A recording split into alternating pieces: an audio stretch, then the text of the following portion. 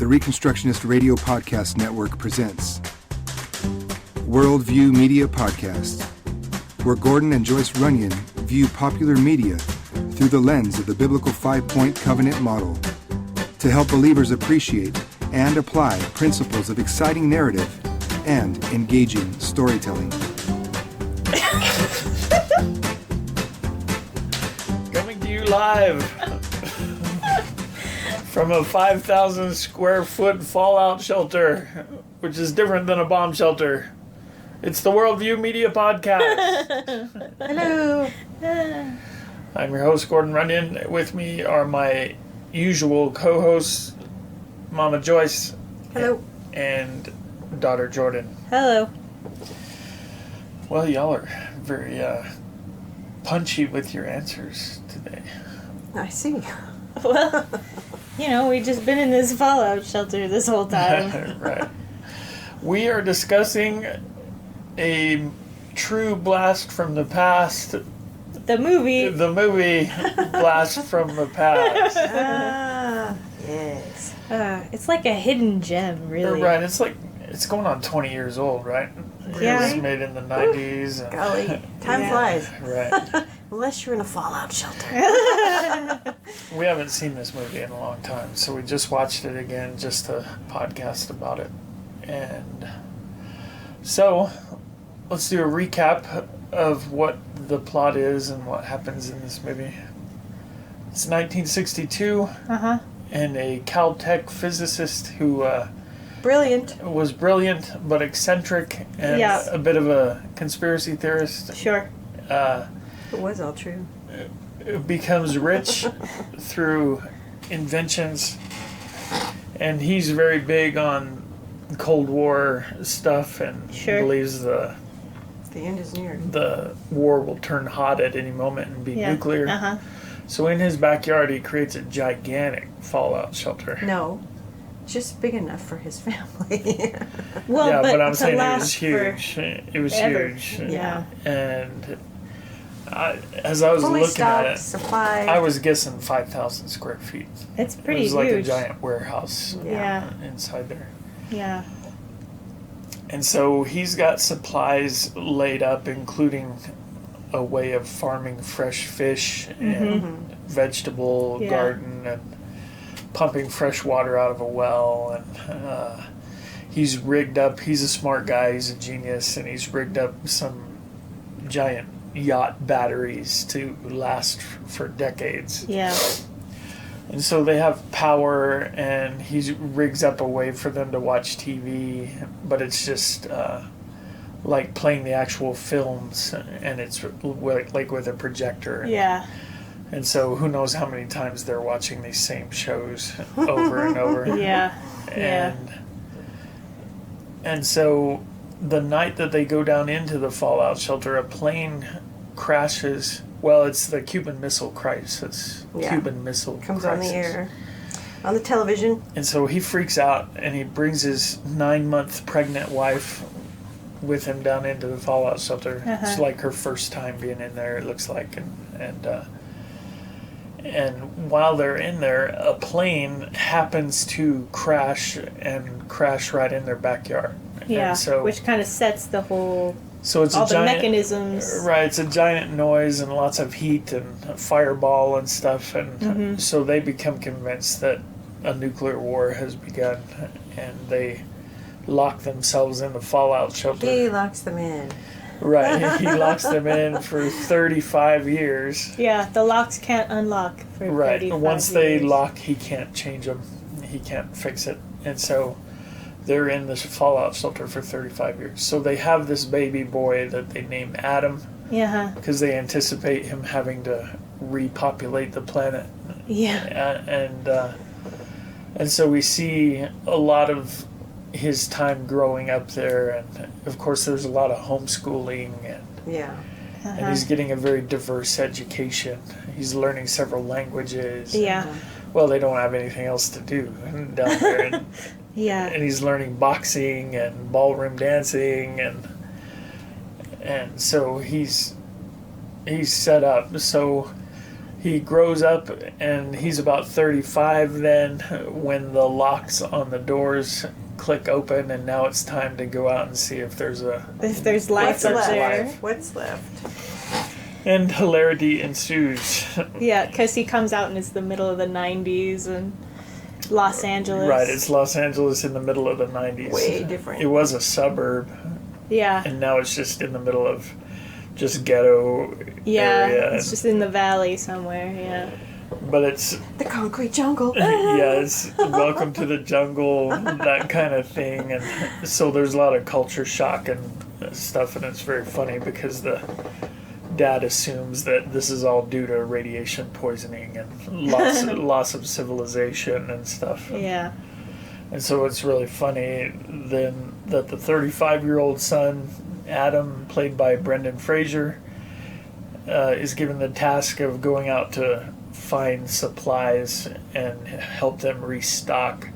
They figure, I guess the dad figures the best thing for them to do is restock and stay down there until all the mutants kill themselves off or something. Yeah. And so Adam goes out and he's interested in maybe meeting a girl or, seeing a real girl. Yeah. And so Poor guy. We're set up for kind of a romantic comedy aspect to the thing there. I guess that's probably what the show is, right? Yeah, I guess so. It's quirky, but it strikes me more as a straightforward comedy that has a romance in it. Yeah. I don't know if that's right or not, but Yeah, the emphasis. well, that's a may hard be- line to toe yeah. to really know for sure one way or another. Right. And so the story draws a lot of its comedy just from the anachronism of having this kid who's only ever known his own family, and they've only known 1950s and 60s culture in America. And so this kid that's been immersed in that culture is suddenly transported into The future. yeah, basically into the future, and now he's having to deal with all this weirdness. And so that's where the funny comes from, Yeah. mostly. Yeah. There's a lot of that. Yeah, a lot of that. All right. Is that a fair representation of the flick, do you think? Yeah, I think so. All right. That just about does it. Yeah. Well, think let's you're right. talk overall impressions then. Who wants to go first? Well, it was real funny. It was so funny. Even Mom was laughing at stuff. Yeah, Mom's not a big comedy watcher, but she was laughing out loud at some Well, of that. this is one of my more well-liked movies. Yeah, So, she's like this for a long time. Okay, anything other than that? You're just saying it was funny? Yeah, it was really funny. It was really funny, and I think, man, that Brendan Fraser did a really good job just acting. Right. Because he's such an odd character, but you believe that this is who he really is, you Yeah. know? Right. he sells it well. Yeah, he's so sincere. So, He manages to seem very innocent. yeah. Yeah. So I think he does a really great job in the role. So that's fun. Yeah. Mom, you got any overall sorts of comments? Well, it's a nice movie. I think it's something that the whole family could watch. There's, different levels of comedy in there that some are going to get more than others, but you don't think it's a whole... Well, I mean, we did watch it when, Carmen and I were children. Did you get it? Well, there were things that I didn't get, but I liked it as a kid. Like, it was funny as a kid and stuff. Right. And I think watching it again... Now that you've matured. Now that I have matured, there are definitely times that I remember laughing, but now I am like, oh, I see. That really is funny. That's really funny. It was cute before, but now... Yeah. Right. Yeah. Right. Oh, and Christopher Walken, I thought, did a Yeah. surprisingly good job in Yeah. a comedy. And, Yeah, because that's not his normal... well, you wouldn't Role. think so. Does he do comedy? He's in that new commercial for that buy drink, right? The That bye, is bye, pretty bye. funny. That's a funny commercial. And that is kind of a funny commercial, but he sustains it through this movie that he's just a funny, eccentric. Yeah. Yeah, that's true. Character. He does do a really good job. Well, the whole little nuclear family really does. Oh, yeah. The whole lot of You them. know, And the mom. Yeah, the mom. The long-suffering mother. And so her comedy bit comes from the fact that the dad is so into it. He kind of loves the fallout shelter. It's been his baby forever. Yeah. And he's got it all gadgetized, Yeah. so everything works the way he wants it to. And he's even made it so that the fallout shelter looks like the interior of their actual house, Yeah. except the rooms don't have ceilings and stuff. Right, because you don't need. And windows and... Yeah. Right, no glass in the windows and all that. But so he kind of likes it. He thinks it's great. Yeah. And she's the opposite. She's never liked it. Yeah. And can't stand it. Yeah. And so that dynamic is funny. Yeah. A lot. And it's like he can't tell that she hates it too, you know? She He's really would totally rather oblivious. not be underground, Yeah, yeah. yeah. She like becomes a secret alcoholic. Yeah. Well, Trying to cope with. Right. between cleaning and having her champagne cocktail. Right. That's about all she does. Oh, You know, what boy. else can you do underground? Right. Wow. Another funny aspect of it, I thought, was the business establishment that was built over the top Oh, of their yeah. fallout shelter, and the guy that wound up running it, he was funny. He started out as just kind of a regular kid Yeah. Yeah. Just Working working at in a a soda malt shop in yeah. the 60s, and Yeah. by the time they come back up out of the shelter, he's got a tattoo on his forehead, and His crazy wild hair. and he's apparently done like every drug in the planet, and he's at the end of his rope and Yeah. Yeah. wishing for death, pretty much. And then when the family starts coming up out of the shelter, he believes he's being visited by gods. Yeah. And Yeah. so he starts his own little church in there. Leave my elevator alone. And so that's actually really funny. All those scenes with that guy are pretty hilarious. Yeah, that's real funny. Every scene with him really is hilarious. Yeah, I think Wow. that's right. It's just an all-over good laugh. I think so. Yeah. It was a good time. All right. So when we come back from our break here, we'll talk more about morals and messages and what sorts of things are being preached to us through this show, Blast from the Past. So we'll see you after the break. The Reconstructionist Radio Podcast Network brings to you a complete lineup of podcasts where you will hear practical and tactical theology. Our desire is not simply that you consume our shows, but that you also live out your faith in every area of life. We can talk all day long about these things, but if we fail to put them into practice, then we fail as ambassadors of Jesus Christ, our King. Subscribe now to your favorite Reconstructionist Radio Podcast Network shows, or you can subscribe to the Reconstructionist Radio Master Feed, where all of the content we produce, including the audiobooks and audio articles, will pop up as soon as they are available. And don't forget to visit reconstructionistradio.com to volunteer as a narrator or to partner with this ministry financially. May the Holy Spirit stir you into action for Christ and His kingdom.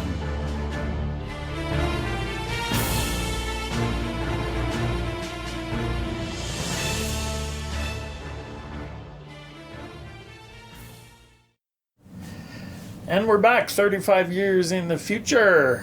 Worldview Media Podcast. And boy, is it strange here. Let me ask you a game before we begin. Oh, no. One of our famous Worldview Media Podcast games. Oh, no. They are famous. They are? They're so famous, they're infamous. All right. Ooh. Let's just have Jordan play this game. Uh-oh. Good Jordan, luck, you have the job of stocking a fallout shelter that you know your mom and I are going to be in for 35 years. Uh-huh. And like in this movie, they stocked tons and tons of Dr. Pepper. Uh-huh. So you're stocking a fallout shelter for your mom and I. Uh-huh. What drinks do you make sure? Well, Yes. well, probably some sodas. Well, what kind? Well, Mom Like likes... a brand. Are we allowed to talk about brands? Sure. We don't have to pay royalties or No, anything? go ahead. Well, you know, Mom likes her Coke sody. Yeah. And then probably you would need some kind of lemon lime soda of some kind to mix into all the jugs of wine. I knew the jug of wine was going to come up. And probably some kind of whiskeys. Oh, A yeah. selection. That's right. Barrels. Barrels. Yeah. If we're getting jugs of wine, we need barrels of whiskey. And maybe like Got the lime sauce. Oh, well, that's not part of a drink. That's just juice. That's just a lime juice. All right. Anyway, a water. Well, we have a fresh pumping well. Oh, so- okay. So then that's fine. Oh, coffee. Oh. That's a good one. Yeah, there you go.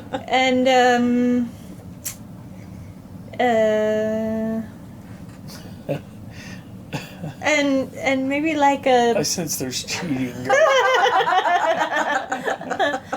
Secret messages being passed. We're signing across the room. you know, different stuff. Okay, all right. Well, let's see. Was she right? For my part, she was pretty right. If you found like cheap craft beers, Okay, that would be nice on occasion. sure. That's very expensive though. Let's see. Okay, Mama Joyce, Yes. you're stocking a fallout shelter, For Jordan? and you know Jordan and I are going to be in there, and you wanna stock like stuff that can be eaten as like midday snackage. That would keep for 35 years. Yeah, assuming you have a way to keep it.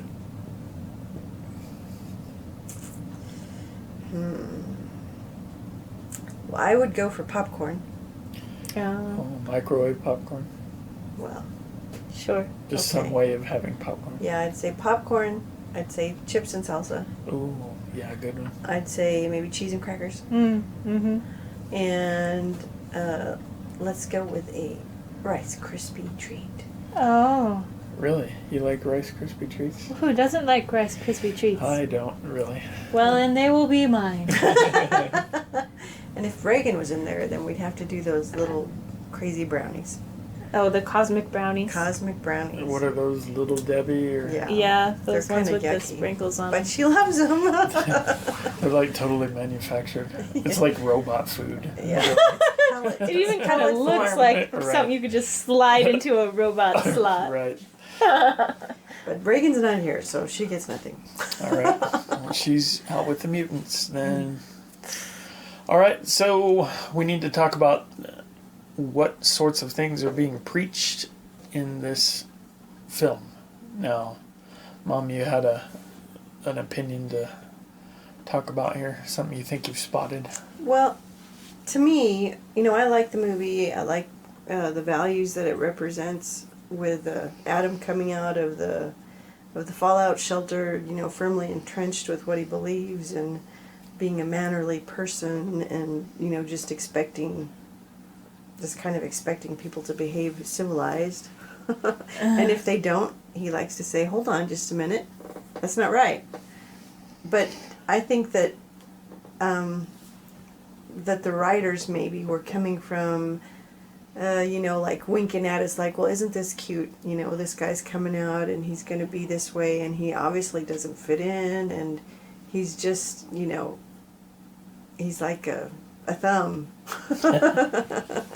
He's like a thumb. He's okay to have around and useful, but, he sticks out like a sore thumb. Oh. And so he's even though he's very well-mannered and soft-spoken and kind and, all those good things, it's kind of like, well, yeah, he is, but, he just... So you felt like the movie was using him as a way of kind of poking fun at those kinds of values? Yeah, Or... I think so. Well, see, I was just thinking, I think it's exactly the other way around.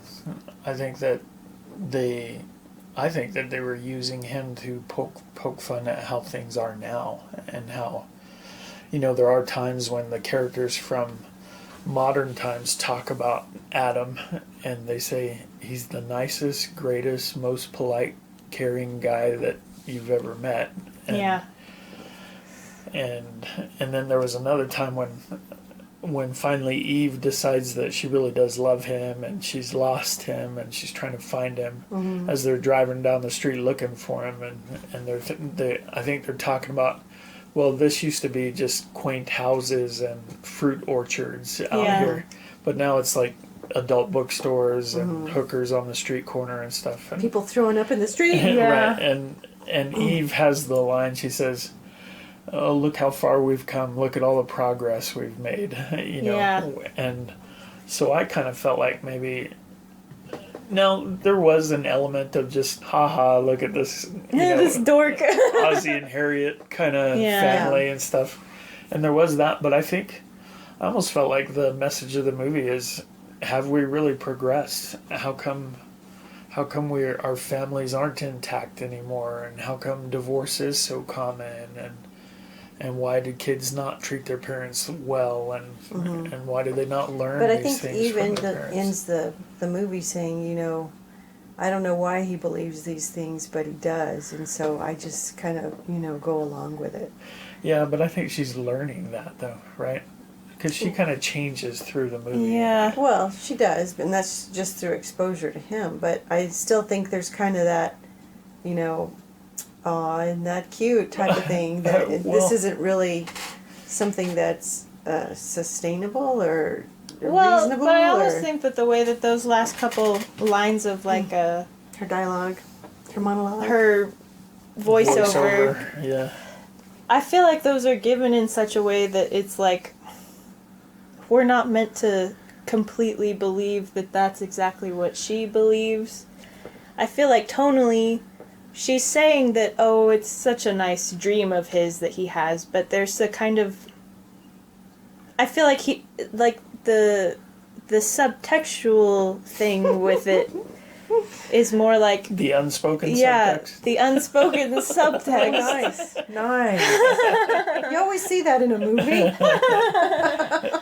I mean, it seems like... You're saying it seems like she's not fully converted. Yeah, that she maybe doesn't really want to believe that what he thinks is as silly as she's saying she thinks it is. Well, yeah, I think that's probably true, but I do see over the course of the movie, she starts out as being that one that maybe Mom's talking about, that just sees Adam and his beliefs as just wacko and weird and borderline, needing treatment and that, but she does kind of progress. Yeah. Her character arc and she softens toward not just him as a person, but what he's saying and how he's acting and she does at the end really like his family, and really. Well, but I think she thinks they're still a little bit... Well, yeah, they are weird. Yeah, like most families are. Yeah, but they operate with a different worldview than people operated with, 30 years later and stuff like that. And I don't know, I just felt like there were times, when maybe... But it's going to be that way. There are times when the joke was on Adam and his not knowing, his naivete and stuff. Mm-hmm. That's where the joke is. Yeah. But I felt like overall, you see his values persevere and kind of win the day at the end. And Yeah, I think that's true. so, I don't know. So I feel like I had a little bit of a different take. I almost felt like what the movie was trying to do is to show, hey, look, have we really made progress? Or have we lost something by,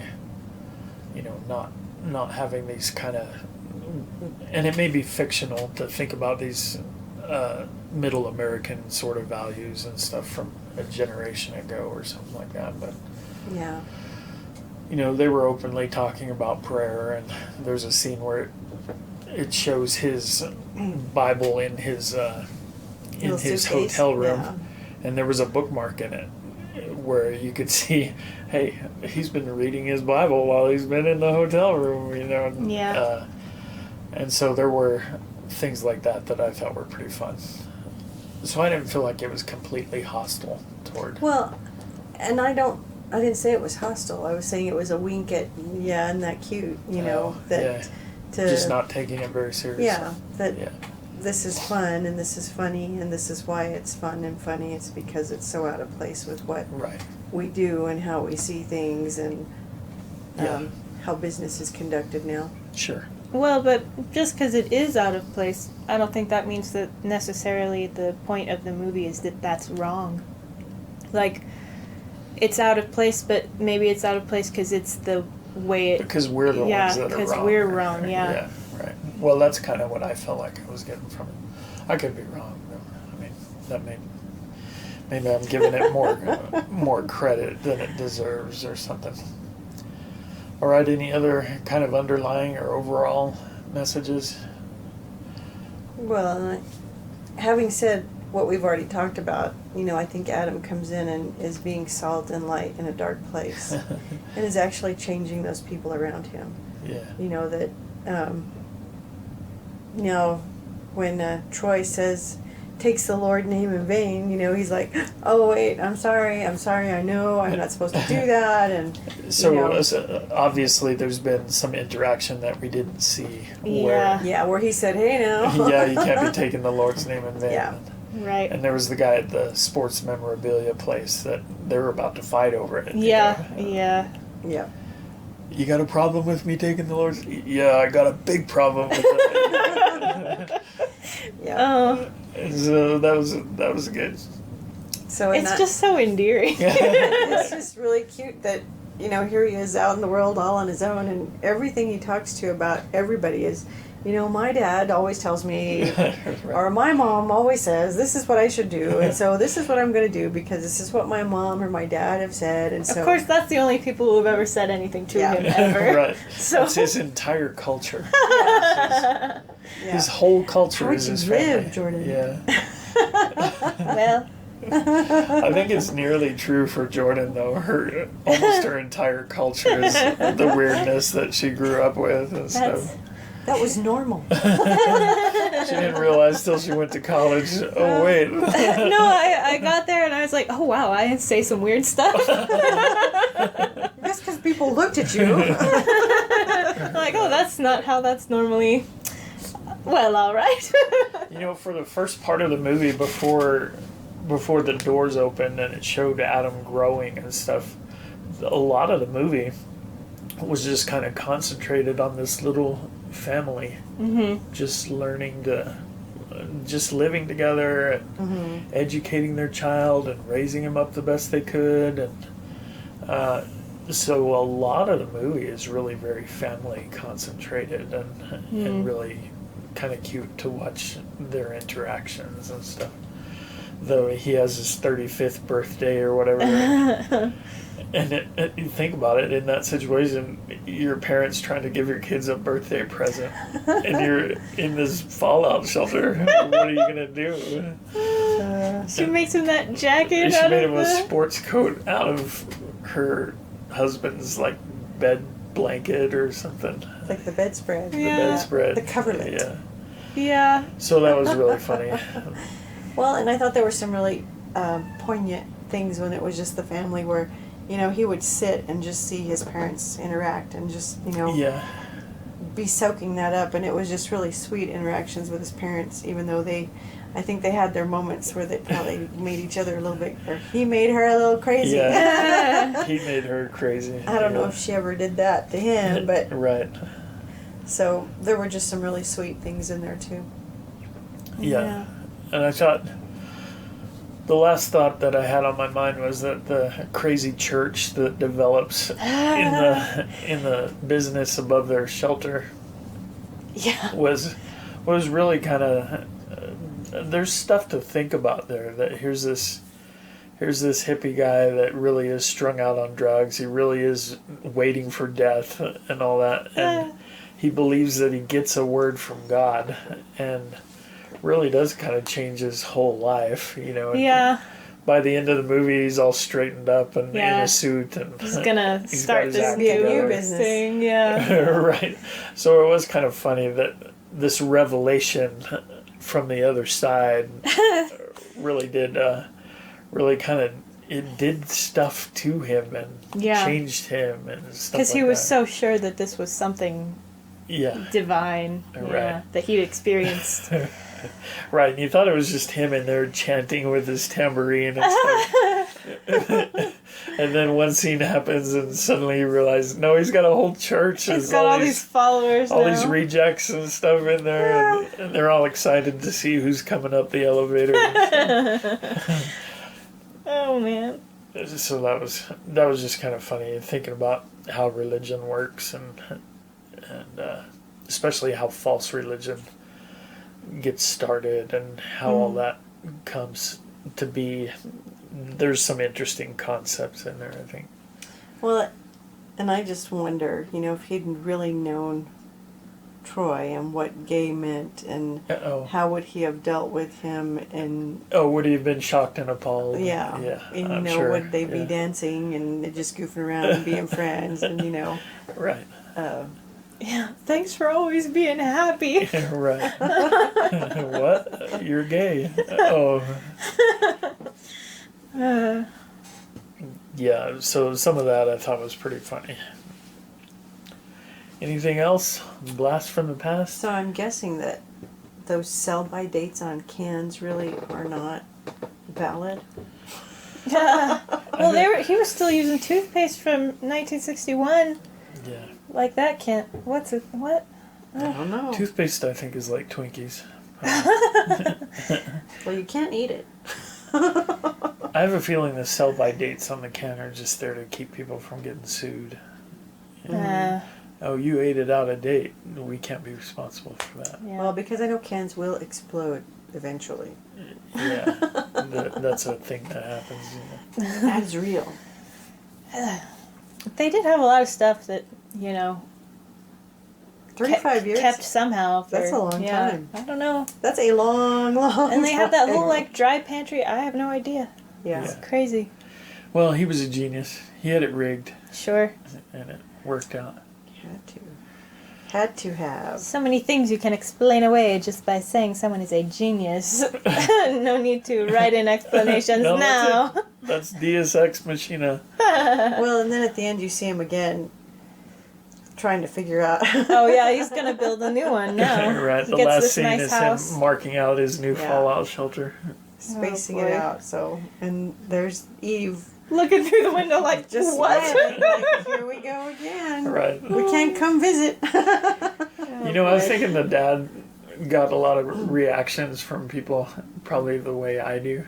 You know, where they say, yeah, he's a nice guy, but he's kind of a radical. You know, he thinks weird thoughts and He thinks weird thoughts. conspiracy theorists and stuff. And I hadn't connected the lines, But now you see them. but now I say, aha. all right. But we don't have a fallout shelter. No, Or any secret alcoholism. no, that's true. It's all out in the open. I know. We all know what everybody's up to. Oh my goodness, you All right. crazy people. So what about the psychiatric people being called in? What did you think about that? Is that even a thing? Can you really do that? Can you just call? Well, if you Like- think that somebody's a danger to themselves or others, then I think Can't you? Can't you be like... Because she says she was from some kind of family services thing. Yeah. Like... Family protective something services. like that. But I don't know. You can't just call And have an them agency take and you just away. have them take you away. Yeah, I don't think. And if anybody tries to do that, just say no. Right. Don't ever just say, well, all right then, I guess I'll go. And even if they come with a warrant, make sure you look it over real close That's right. and see who signed what and what it's about. But yeah, I just thought that was kind of, and for them to respond that quickly, hello, whoever does that, Yeah, you know, I'm sure call that them and was- like, bang, you're there. In California, Not terribly realistic. yeah. Yeah. So that was just kind of, well, it's a movie.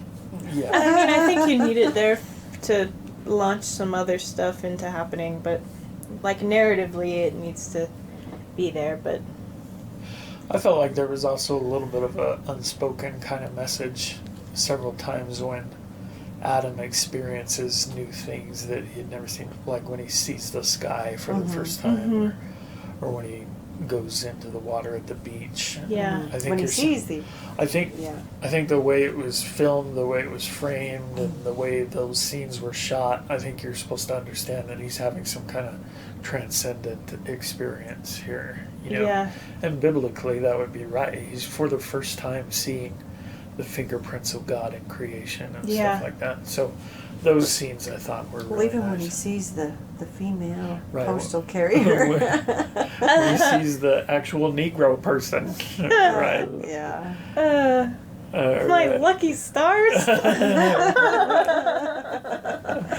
Right. Or looking at kids. I mean, he played it so well. He really, really did. Yeah. He just captured a lot of I felt like, exuberance and well, we watched it knowing that we were going to podcast about it, and so I'm watching, and really for the first time, I was thinking, you know, Brendan Fraser did a really good job of acting Yeah. this part. A lot of his facial expressions were just right on. Yeah. Really fun.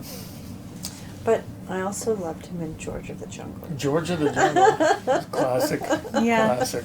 That's sort of another weird character that's sort of out of touch, Yeah. but like that makes him really sweet and is able to like influence and change people. Again, where he's a cultural misfit. Yeah. Yeah. And yet somehow, instead of being changed, he's able to shift the things Yeah, around him and interesting. make people. Yeah. So he plays the same character in every movie. That Brendan Fraser. Maybe that's really him. Wait, It's he like was in Jack The Mummy, Black. though. But the Mummy is different. He's not like that in the Mummy. And what was that first movie that he did? Where he's like a frozen guy that comes back. Oh, that was back in the Encino 80s, Man though, or right? something? That was an 80s movie, right? Yeah. Encino Man? I Was think that what that's it was probably called? right. What, like a Yeah. caveman thing? Yeah. And he Yeah. comes back, That would have been another one. and he's like another that. cultural misfit. Right. We My gotta watch goodness, that one. Brendan Fraser. He's being typecast. What's he trying to say? He's a man out of time. Oh, no. Oh. You know, Jordan and I were just talking about before we started. We were like, it's like he's dropped off the face of the earth, you know. Yeah, where? Since the Mummy movies, what's he doing? And Living maybe off he's- the royalties. Maybe he's frozen somewhere. Aw. He plans another comeback, like 30 years. Uh-oh. Check the fallout shelters. All right, you guys, we should put an end to this. Thanks for joining me For this blast from the past. from this blast from the past. All right, thank you all for downloading and listening. Now go out there, tell good stories, dominionize for the sake of Christ. And prepare your own fallout shelter. No! Well, maybe so. All right, we'll see y'all. Bye, family. Bye. Bye. Thank you for listening to the Worldview Media Podcast. Please visit reconstructionistradio.com to check out the other podcasts in our network and to download our free audiobooks.